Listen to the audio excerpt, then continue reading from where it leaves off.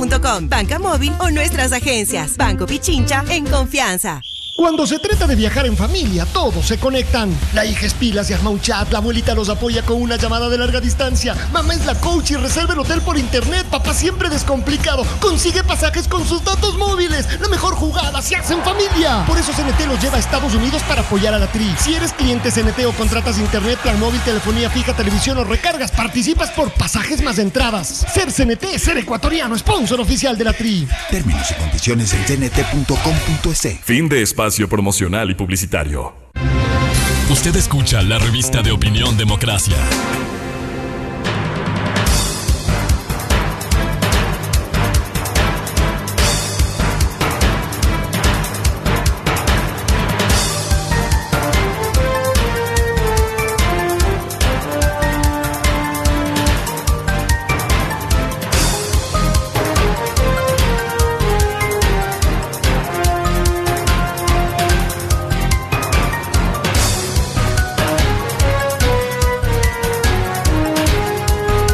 Buscando la verdad y abogando por la unidad nacional en pro de la paz y la seguridad en el Ecuador, queremos saludar cordialmente al señor embajador del Ecuador ante los Países Bajos, el doctor Andrés Terán, diplomático de carrera, y lo hemos invitado para hablar de algunos temas de interés. Hablaremos también de temas vinculados con el acuerdo con Europol, entre otros temas, pero quisiera empezar con el tema de la Corte Internacional de Justicia.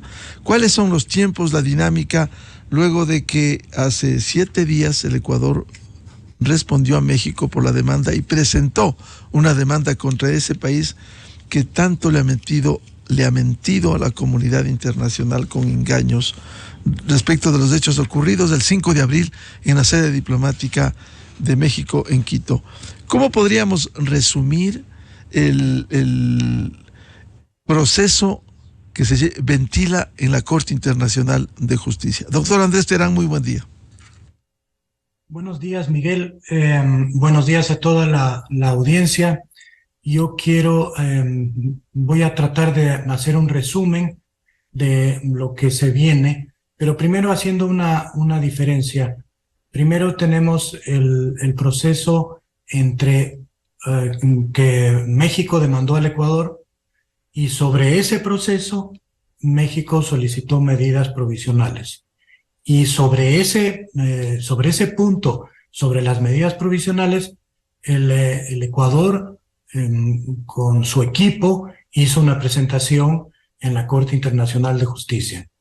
Eso tenía que ver, como le digo, sobre medidas provisionales, medidas que, de acuerdo con la legislación, las medidas provisionales son temas de urgencia, que hay que resolverlos con urgencia. Entonces, ese tema vendrá la decisión de los jueces en alrededor de 2-3 semanas.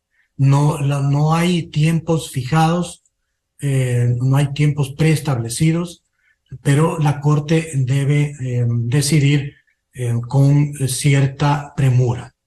Como usted sabe, la Corte también tiene muchos procesos pendientes, otros procesos pendientes, y por ello debe atender aquellos que son los más urgentes. En este caso, las medidas provisionales, según solicitadas por México, son urgentes. Nosotros hemos demostrado que no son urgentes, que nosotros ya le hemos unilateralmente y de forma voluntaria les hemos dado ya esas seguridades, esas garantías que el gobierno mexicano necesita. Y por otra parte está el proceso que el Ecuador, la demanda que hizo el Ecuador el 29 de abril contra México por la violación de algunos artículos de la Convención de Viena, violación de principios de la Carta de las Naciones Unidas y de la OEA. Entonces, ese es otro proceso, es un proceso diferente que tiene relación, pero es un proceso diferente. No es una contrademanda, porque la contrademanda, de acuerdo con las reglas de procedimiento, según el artículo 80, eso se presenta en la contramemoria, que eso significa una etapa muy posterior y por lo tanto no es el caso. Esta es una demanda que tiene relación, pero es diferente. En el caso de la demanda del Ecuador, ¿en qué se sustenta? Escuchamos su intervención y la de los abogados, que fue muy clara ante la Corte Internacional de Justicia. ¿En qué se sustenta? Básicamente se sustenta en la violación del artículo 41 de la Convención de Viena sobre relaciones diplomáticas, la violación también del artículo 3 de la Convención de Asilo de Caracas y el artículo 1 de la Convención de Asilo Político de Montevideo de 1933, así como también la violación de los principios de igualdad soberana de los estados, integridad territorial, no intervención en asuntos internos, que constan tanto en la Carta de Naciones Unidas como en la Carta de la Organización de los Estados Americanos. Igualmente, el no cumplimiento, la no observancia de la obligación de México de cooperar en temas anticorrupción que constan en las convenciones tanto interamericana contra la corrupción como la Convención de Naciones Unidas contra la corrupción. Básicamente ese es el marco jurídico de los pedidos que hace el Ecuador a la Corte Internacional de Justicia. En la presentación y en el trámite de la demanda del Ecuador contra México, se ha adjuntado las sentencias contra Jorge Glass, porque es una pena escuchar al presidente de México y también a la canciller. Leíamos la publicación en el diario El País de España, en donde insisten que Jorge Glass es un perseguido político, cuando hay sentencias condenatorias ejecutoriadas tramitadas por más de una decena de jueces nacionales en el Ecuador, y que se llegó a la conclusión, luego del debido proceso, el derecho a la defensa, el principio de inocencia y las pruebas de descargo que presentaron, se llegó a la conclusión y a la sentencia condenatoria ejecutoriada contra Jorge Glass y una veintena de políticos y empresarios.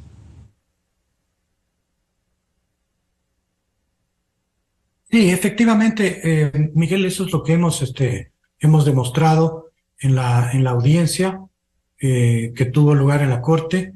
Hemos demostrado que el ciudadano, señor Glass, no es un perseguido político, es un ciudadano que estaba en libertad condicional y sobre esa base se metió en la Embajada de México en calidad de huésped y luego el resto es historia. Este ciudadano, efectivamente, le hemos demostrado a México que tiene 2 sentencias condenatorias y un proceso en curso sobre temas relacionados con la corrupción, básicamente. Para hablar conceptualmente de su experiencia, embajador Andrés Terán, ¿qué significado tiene y cuáles son los fundamentos de un asilo político como invoca México? ¿Por qué y cómo se da a una persona asilo político? Bueno, las convenciones sobre asilo son bastante claras. El asilo debe otorgarse a las personas que son perseguidas por su ideología, por sus pensamientos diferentes al de aquellos que los persiguen. En este caso, la Convención de Caracas establece claramente que es ilícito conceder asilo político a personas que están en proceso de crímenes o de delitos comunes o que ya tienen sentencias condenatorias sobre delitos comunes. Entonces, en definitiva, las disposiciones sobre las convenciones de asilo son bastante claras y eso es justamente lo que vamos a demostrar en nuestro proceso, nuestra demanda que hemos presentado contra México. Ahora, hay condicionamientos de México más allá de las audiencias en la Corte Internacional de Justicia. La canciller Bárcena decía a diario El País de España, si nos entregan a Glass, podemos dialogar con el Ecuador. ¿Puede un diálogo condicionarse a algo inadmisible en el derecho internacional? Sí, mire, como dijo el presidente, y yo lo reiteré durante la audiencia nuestra, el Ecuador no va a negociar sobre la justicia. La justicia no es negociable. No vamos a negociar de tal manera que el pedido que hace la secretaria de Relaciones Exteriores de México, con todo respeto, es un pedido que el Ecuador no lo va a cumplir. Ahora, claro, yo prefiero que esa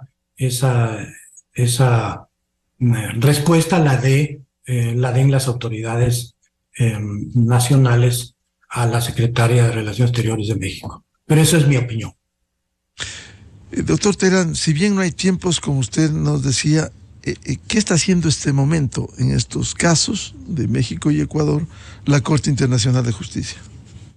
En este momento la Corte está evaluando las presentaciones que hizo México y la presentación que hizo el Ecuador. Se toma su tiempo, como les dije, no demorará mucho, 2-3 semanas, tendremos una respuesta. Nosotros hemos pedido a la Corte que no dé medidas, que rechace el pedido de México de medidas provisionales en vista de que el Ecuador ya dio las seguridades que México está pidiendo. México ha reiterado el pedido de que se entregue el salvoconducto y les entreguen a Jorge Glass, lo cual, como usted bien ha dicho, no se negocia la justicia, pero también el otro pedido es que les faciliten acceso consular. Eso no está impedido, ¿no? Eso no, de ninguna manera, no hay impedimento alguno. Hemos ofrecido las garantías para que las autoridades mexicanas vayan y las autoridades consulares, por supuesto, cumplan con sus obligaciones, pero eso ya depende de México, eso no depende de nosotros. Nosotros hemos ofrecido todas las garantías para que lo hagan. El argumento mexicano también es que la Corte Internacional de Justicia no debiera admitir la denuncia del Ecuador. Mientras tanto, ha sido acogida a trámite, a proceso dentro de la Corte Internacional. Sí, la presentación fue recibida. Ahora, el trámite de admisión viene un poco más adelante, al igual que el propio trámite de admisión de la demanda de México contra el Ecuador. Es decir, estos son procesos que toman un poco de tiempo hasta que la Corte analice el mérito de la demanda, tanto del un caso como del otro. Y lo hará por cuerdas separadas porque son dos procesos completamente diferentes, relacionados pero completamente diferentes, y que eventualmente la Corte podría decidir en un futuro acumular ambos procesos. Esa sería una posibilidad, acumular los dos procesos, pero también la Corte pudiera al mismo tiempo dar dos veredictos, uno la demanda de México y otro la demanda de Ecuador. Sí, claro, es perfectamente posible que lo haga por cuerdas separadas. Por eso digo, esto es una decisión que la deben tomar los jueces. Ahora, al no haber tiempo, doctor Terán, ¿no se estima cuál de las dos demandas, la de México contra el Ecuador o la del Ecuador contra México, pudiera salir primero? En eso no puedo dar una respuesta fehaciente porque, a ver, la demanda de México fue presentada en un primer término y de ahí se podría colegir que ese trámite saldría primero que el otro, pero no puedo asegurar. Claro. Mientras tanto, Ecuador está a la expectativa, ¿tiene que presentar nuevos papeles o únicamente lo que ya lo hizo con su presentación queda allí hasta esperar los veredictos iniciales? Sí, nosotros en este momento estamos en un momento de espera.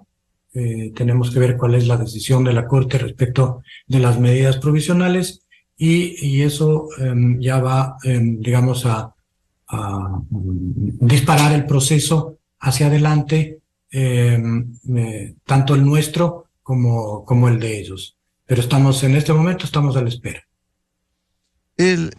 Volviendo a hacer historia de los hechos recientes, ¿cómo calificar la injerencia en la política interna cuando el propio presidente de México, previo a declararle el gobierno ecuatoriano persona non grata a la embajadora de México en Quito, y luego México, con la intrusión del Ecuador, romper relaciones con nuestro país, hubo hechos en donde el presidente mexicano se metió claramente en la política interna al descalificar el proceso electoral, al cuestionar los resultados e incluso casi burlarse de un asesinato como fue el de Fernando Villavicencio, que él argumentaba que se benefició. Es decir, a las claras, el presidente mexicano tuvo una injerencia clara en la política interna. Sí, efectivamente, y eso es uno de los puntos que en la demanda del Ecuador se está pidiendo, esto es público, declarar que el jefe de Estado hizo declaraciones injuriosas respecto de la legitimidad de las elecciones de 2023, en donde el México claramente ha violado el principio de no intervención. Es justamente uno de los temas que el Ecuador está pidiendo a la Corte que se declare.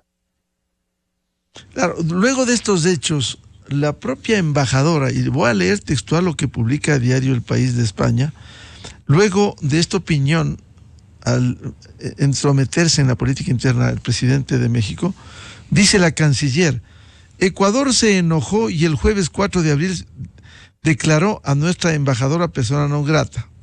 Entonces decidimos dar asilo político a Glass y enviar un avión de las Fuerzas Armadas a recoger a la embajadora. Para ello pedimos permiso de sobrevuelo. Nosotros íbamos a sacar a la embajadora. Jorge Glass se iba a quedar en la embajada. Quizás desde la opinión pública es muy difícil de entender que manden un avión de Fuerzas Armadas solo para sacar a la embajadora, cuando precisamente la embajadora en esos instantes ya gestionaba en vuelo comercial, como lo hizo en su retorno, un avión militar para sacar solo a la embajadora y dejarle a Jorge Glass solito en la sede diplomática. ¿Puede ser creíble una versión de esas? Sí, bueno, justamente el doctor Crosato, el doctor Alfredo Crosato, durante la intervención que hizo con posterioridad a la mía, él, bueno, hace una relación de los hechos y él justamente señala estas particularidades, que primero habían pedido un permiso de sobrevuelo para 2 aeronaves mexicanas, y luego dijeron que no, que la embajadora salía en vuelo comercial, pidieron la asistencia de la sala de protocolo en el aeropuerto, dijeron que iba a viajar sola, en fin, una serie de información que hemos presentado y hemos presentado con pruebas, ¿no? Con evidencias, de notas verbales de México dirigidas a la Cancillería, pidiendo primero los permisos de sobrevuelo, luego la solicitud de salida por la sala de protocolo, luego diciendo que la embajadora viajaba por comercial, en unos casos que iba acompañada, en otros casos que iba sola, en fin, una serie de elementos que justamente fueron expuestos por el doctor Crosato.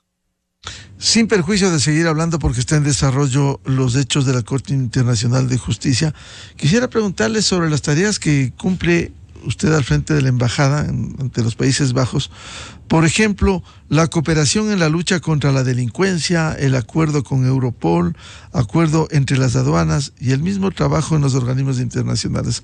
¿Qué se está haciendo allá, embajador, para que nos dé a conocer? Muchas gracias, Miguel, por la oportunidad de poder dar a conocer a la opinión pública lo que hace la Embajada del Ecuador en los Países Bajos. En el tema, por ejemplo, de Europol, que usted acaba de señalar, hemos firmado ya un acuerdo de trabajo. Europol es un organismo que depende de la Unión Europea y sus miembros son los miembros de la Unión Europea. Sin embargo, hay la posibilidad de suscribir acuerdos. Los países terceros pueden suscribir acuerdos de trabajo para colaborar en la lucha contra la delincuencia organizada transnacional, contra el terrorismo y otros delitos. En ese sentido, el Ecuador ya firmó el año pasado el acuerdo de trabajo. Estamos en este momento negociando el memorándum de entendimiento para la designación de un oficial de enlace de la policía ecuatoriana para que venga a Europol a hacer su trabajo de intercambio de información. Por otra parte, también Europol ofrece al Ecuador, a través de este acuerdo de trabajo, un sistema de intercambio de información segura que se llama Siena, y eso es lo que estamos en este momento en proceso de definir. Se están suscribiendo y se están definiendo algunos aspectos respecto sobre todo del oficial de enlace que tiene que venir. Eso en cuanto a Europol. También estamos trabajando con los Países Bajos hemos presentado un proyecto de memorándum de entendimiento para la lucha contra la delincuencia organizada transnacional. Lo hemos hecho frente al Ministerio de Justicia y Seguridad de aquí de Países Bajos para que el Ministerio del Interior, Policía Nacional puedan colaborar en este tema y esperamos poder finalizarlo muy pronto. También en octubre pasado se firmó ya un acuerdo de cooperación aduanera entre la SENAE y las aduanas de los Países Bajos para la lucha contra el tráfico de drogas. Usted sabe, Rotterdam es uno de los puertos junto con Amberes y Hamburgo que reciben la mayor parte de la droga que es introducida en los contenedores de nuestros productos, del banano, que son introducidos por estos carteles del narcotráfico y que están afectando efectivamente nuestras exportaciones. Estamos en esto, ya se firmó este acuerdo de cooperación, estamos esperando que el Parlamento de Países Bajos lo ratifique, al igual como debe hacerlo nuestra Asamblea Nacional. Estamos también a las puertas de efectuar la cuarta reunión de consultas políticas bilaterales con los Países Bajos, aquí en La Haya, que es un mecanismo que se realiza cada 2 años y que sirve para evaluar el estado de los compromisos e impulsar nuevas iniciativas en beneficio de los dos países. También estamos trabajando en la iniciación de un acuerdo para evitar la doble tributación y la evasión fiscal que permitirá tener un mayor grado de seguridad para las inversiones holandesas en el Ecuador. Para esto deben conformarse los equipos negociadores de ambos países. En el caso del Ecuador es el equipo del Servicio de Rentas Internas. Y bueno, en lo multilateral, aquí hay una gran actividad. La Haya es sede de organismos como la OPAC, que es la Organización para la Prohibición de Armas Químicas, en donde yo he sido elegido presidente del Consejo Ejecutivo de la OPAC para este periodo y tengo el alto honor de haber sido electo por toda la membresía de la OPAC y vamos a tener un trabajo muy intenso durante este año. La OPAC es una organización que pertenece al sistema de Naciones Unidas y es la, digamos, la organización que mejor respuesta ha tenido en materia de desarme. El año pasado se eliminaron la totalidad de los arsenales de armas químicas que tenía los Estados Unidos. Se hizo una inspección al respecto y en este momento está las violaciones, las utilizaciones de armas químicas por parte de Siria y las acusaciones mutuas entre Ucrania y Rusia sobre utilización de armas químicas, que es un tema que también se está evaluando. En fin, esto en cuanto a la OPAC. La Corte Penal Internacional también está aquí, que es un organismo especializado en juzgar crímenes de lesa humanidad, crímenes de guerra contra personas que hayan cometido esto. Y la Corte Penal Internacional, aparte de ser un organismo judicial, también es un organismo internacional que está regulado por la Asamblea de los Estados Parte, y en donde el Ecuador también tiene una presencia muy importante. En este momento el secretario de la Corte Penal Internacional es un ciudadano ecuatoriano muy destacado, un abogado internacionalista, Osvaldo Zavala, es el secretario de la Corte Penal Internacional, que fue electo el año pasado por los jueces de la Corte. En fin, la Corte Permanente de Arbitraje, que también tiene sede aquí en La Haya. ¿Cuál es el papel de la Corte Permanente de Arbitraje? ¿Qué hace la Corte? La Corte Permanente de Arbitraje es un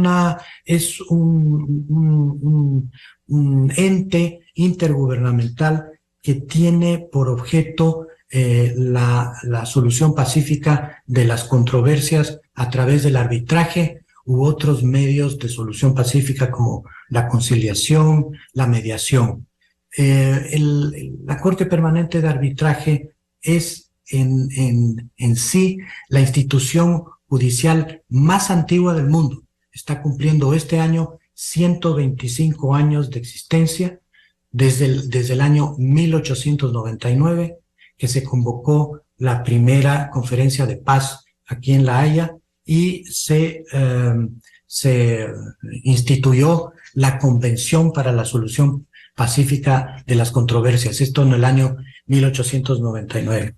Y la Corte Permanente de Arbitraje es un organismo que está muy vivo, tiene en este momento 211 casos que atiende. Es una organización muy efectiva y muy eficaz, y ha tenido, como digo, una historia muy importante. Y estamos, como le digo, celebrando este año los 125 años de existencia. Va a haber un congreso. El Ecuador tiene 4 miembros de la Corte Permanente de Arbitraje, que son una es la doctora Diana Salazar, que es la fiscal general del Estado. Otro es el doctor Carlos Estarellas, internacionalista ecuatoriano. Otro es el embajador Gonzalo Salvador Holguín, también destacado internacionalista, al igual que el doctor José María Pérez. Estos son los 4 miembros miembros del Grupo Nacional de la Corte Permanente de Arbitraje, que han sido invitados para participar en este congreso que se va a realizar entre el 12 y el 14 de junio, ahora muy pronto. Embajador Andrés Terán, ¿y cómo le están viendo al Ecuador allá en Países Bajos y en general en Europa? ¿Cómo le ven al Ecuador? El Ecuador es un país que tiene un desempeño y una hoja intachable. El Ecuador fue electo al Consejo de Seguridad de Naciones Unidas y ha tenido una participación muy destacada. El Ecuador siempre está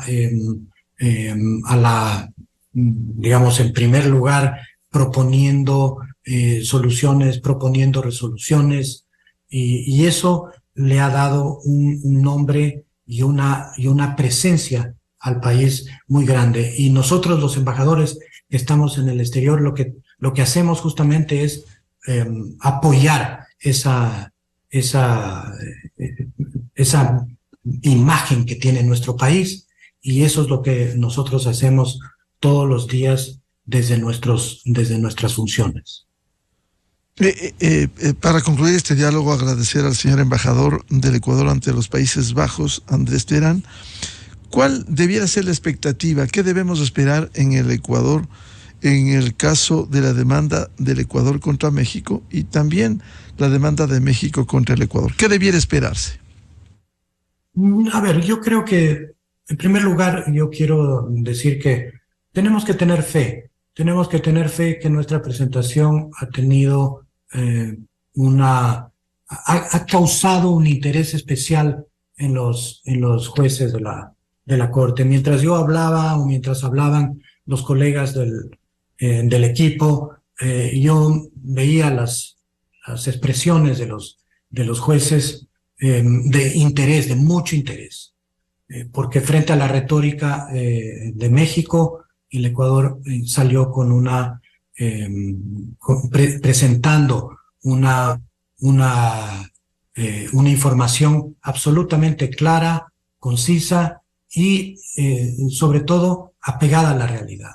Entonces, yo creo que tenemos que tener fe que los jueces van a fallar favorablemente en esta parte del proceso. Y bueno, en la demanda que nosotros hemos planteado a México, es una demanda que tiene mucho fundamento jurídico para poder tener una decisión de la más alta Corte Internacional de Justicia que sea favorable a nuestros intereses. Porque tanto la violación de la Convención de Viena como las violaciones a los artículos de las convenciones de asilo y el dejar de cumplir con las obligaciones relacionadas con anticorrupción de la OEA y de Naciones Unidas son temas muy fuertes, que tienen mucho contenido y que se pueden demostrar. Claro, lo importante hacer entender no solo a la Corte Internacional de Justicia, sino a la comunidad internacional, que Jorge Glas Espinel no es perseguido político, sino es un condenado. Tiene 2 sentencias condenatorias ejecutoriadas por corrupción. Con que entiendan eso será muchísimo en la Corte, embajador. Yo creo que eso es lo que hemos logrado. Hemos logrado presentar la situación como es, la realidad de los hechos. No es que el Ecuador entró a la embajada porque sí. Entonces, hemos demostrado definitivamente que el señor Glas tiene 2 sentencias ejecutoriadas y un proceso en curso. Así que por ese lado yo pienso que, como le digo, hay que tener fe y hay que seguir trabajando, por supuesto, en presentar las evidencias necesarias para que los jueces puedan tomar la mejor decisión.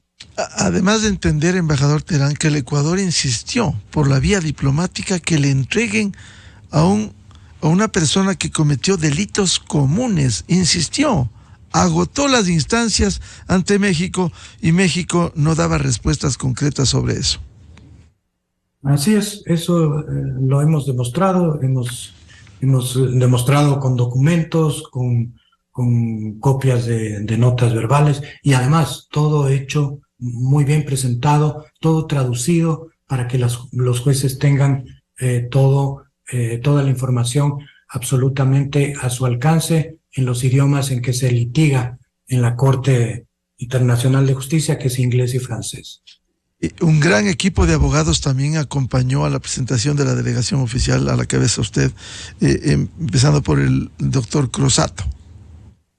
Así es, el equipo de abogados brillante, un equipo estupendo. Quiero también señalar que es importante destacar que el coordinador general jurídico del Ministerio de Relaciones Exteriores, el embajador Marcelo Vázquez, que fue recientemente electo presidente de la Comisión de Derecho Internacional en Ginebra, es el que ha coordinado esto desde la Cancillería, por supuesto bajo el liderazgo de la canciller Gabriela Sommerfeld. Toda la conformación de este equipo, el profesor Sean Murphy, realmente muy, muy bueno. Lo mismo el Michael Wood, Omri Sender. Realmente el equipo fantástico, además con una gran experiencia en litigar en la Corte Internacional de Justicia, porque eso hay que destacar. No es sencillo litigar en este tipo de cortes. Ahí hay que tomar muy, muy en cuenta todo lo que se hace. Hay que tratar de evitar hacer errores, y por esa razón este equipo realmente fue una garantía para que el Ecuador pueda presentar hacer esta presentación durante esta audiencia de una manera impecable. Bien, un gusto dialogar como siempre con el señor embajador del Ecuador ante Países Bajos, el doctor Andrés Terán, y le comprometemos a seguir hablando porque está en desarrollo el pronunciamiento de la Corte Internacional de Justicia en las relaciones con México. Andrés, muy amable por atender a la revista de Opinión Democracia. Muchas gracias, Miguel, por esta oportunidad. Un saludo para usted y a toda la audiencia. Muchas gracias. Muy amable. Enseguida, en la revista de Opinión Democracia. 7:17 en el territorio continental ecuatoriano. Vamos a una pausa publicitaria y ya volvemos. Tenemos previsto un diálogo en estudios con el asambleísta de Loja, Rafael Dávila, para hablar temas de interés con la Asamblea Nacional, entre ellos la comparecencia de la fiscal general a la Comisión de Seguridad. Desde 1984 con Gonzalo Rosero. La revista de Opinión Democracia. Siempre líderes, siempre confiables. Enseguida regresa Miguel Rivadeneira.